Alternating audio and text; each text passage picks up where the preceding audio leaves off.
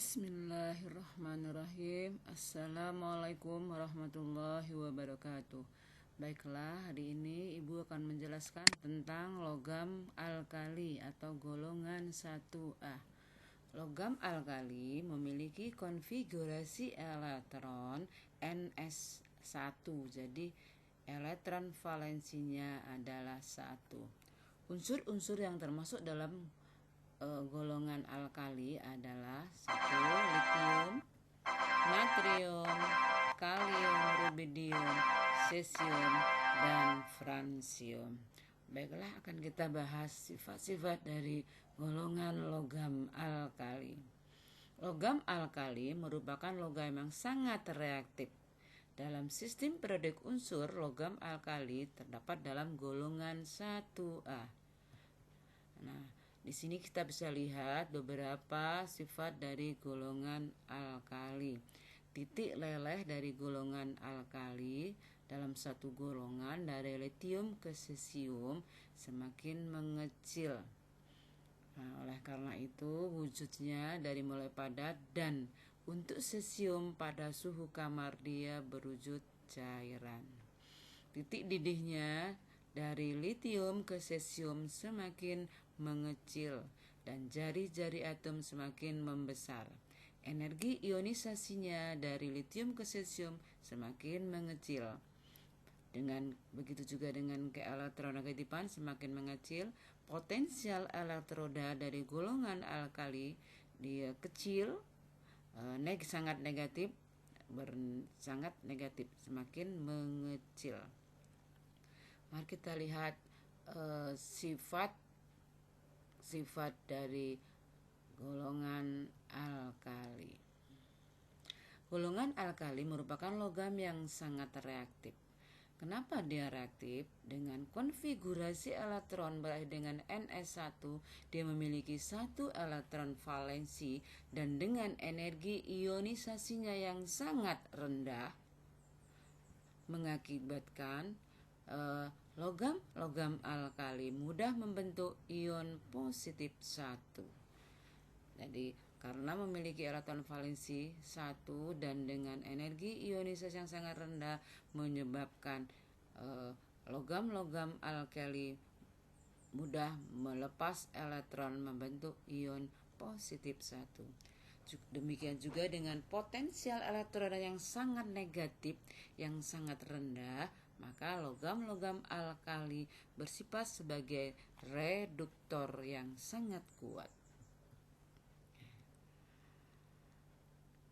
Beberapa pemanfaatan dari senyawa-senyawa logam alkali.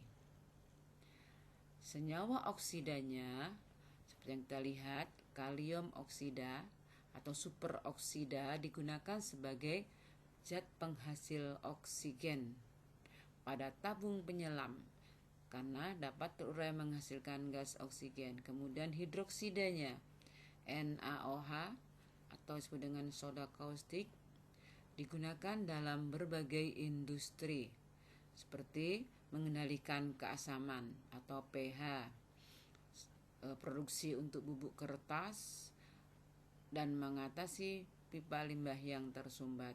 Senyawa-senyawa halidanya seperti KCl dapat digunakan sebagai pupuk. Kemudian senyawa-senyawa karbonatnya digunakan sebagai soda abu, digunakan sebagai bahan baku pada pembuatan kaca.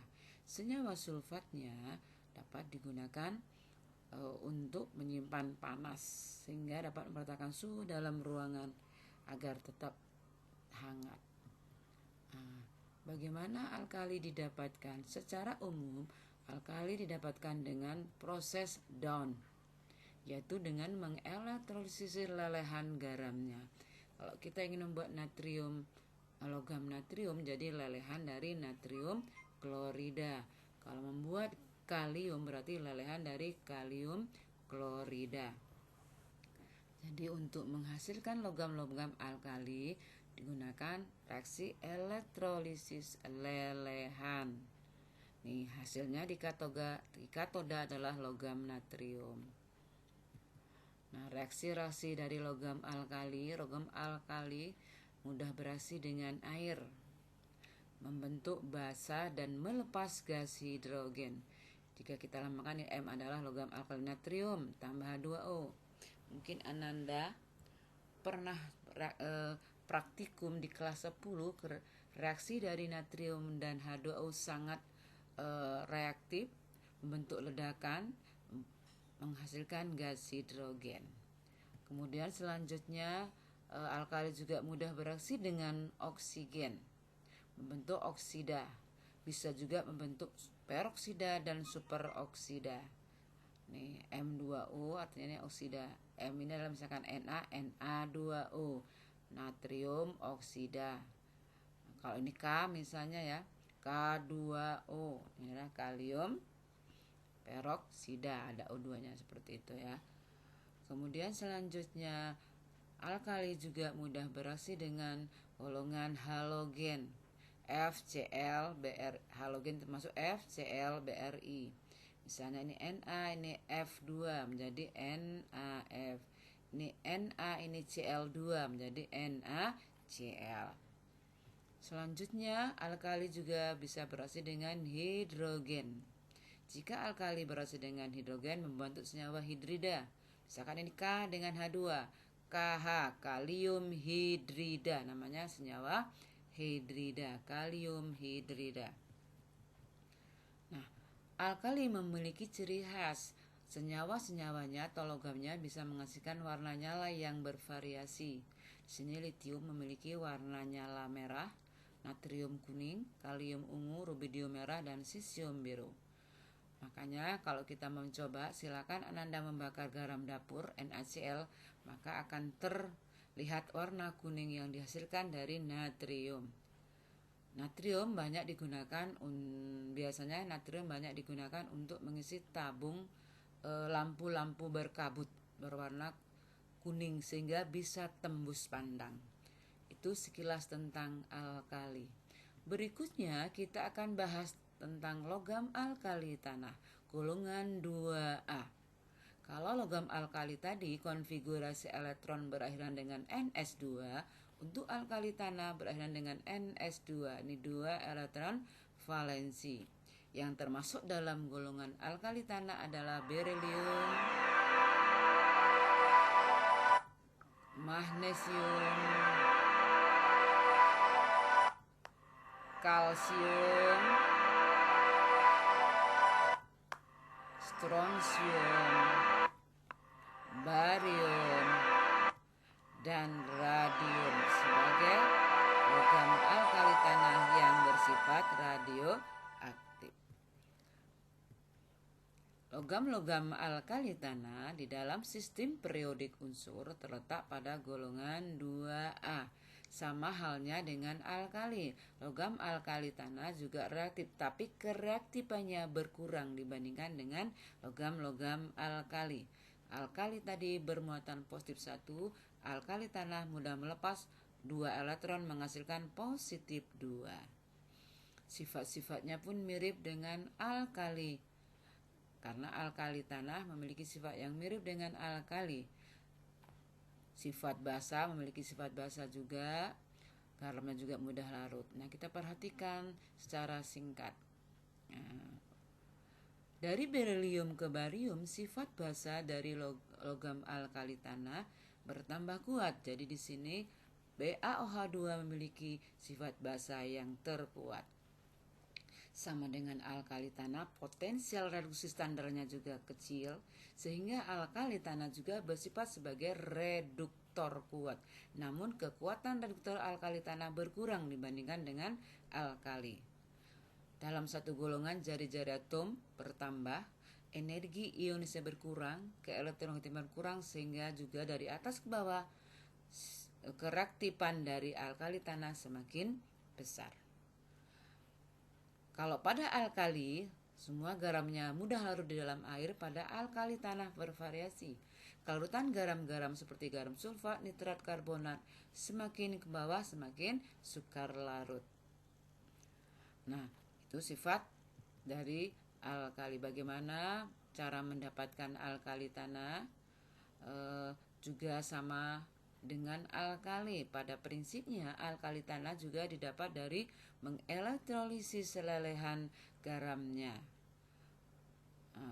Namun dalam industri bisa juga didapatkan dari air laut. Jadi air laut dicampur dengan kalsium oksida. Di sini CaO berfungsi mengendapkan MgOH. Kalau kita mau air laut kita ambil Mg-nya. Sekarang air laut mengandung Mg. MgCl misalnya, jadi ditambah CaO maka MgCl mengendap sebagai MgOH. Kemudian MgOH disaring ditambah HCl menjadi MgCl2. Inilah yang akan dielektrolisis membentuk logam Mg. Kalau kita mau mengambil Ba misalnya, di sini berarti Ba-nya yang mau kita ambil. Demikian juga dengan strontium dan lain-lain. Jadi diambil dari air laut secara industri yang diendapkan sebagai garamnya, baru garamnya dielektrolisis menghasilkan logam golongan 2A. Sama dengan alkali, unsur alkali tanah juga bisa bereaksi dengan air. Namun di sini tidak semua bereaksi dengan air. Beryllium disukar bereaksi dengan air. Dia bisa mungkin dalam suhu tinggi, atau dalam suhu tinggi pun dia tidak bisa. Magnesium sedikit larut dalam air. Kemudian kalsium, strontium, dan barium dapat bereaksi dengan air. Menghasilkan senyawa basa dan gas hidrogen, sama dengan pada alkali. Kalsium, strontium, dan barium jika bereaksi dengan air menghasilkan basa dan gas hidrogen. Kemudian juga dengan oksigen bisa bereaksi membentuk senyawa oksida. Mg dengan OMgO, magnesium oksida. Semua oksida dari golongan 2A ini bersifat basa kecuali BeO. Karena BeO lebih cenderung bersifat asam. Kemudian dengan halida juga sama, membentuk garam-garam halida. Kan di sini MgCl2,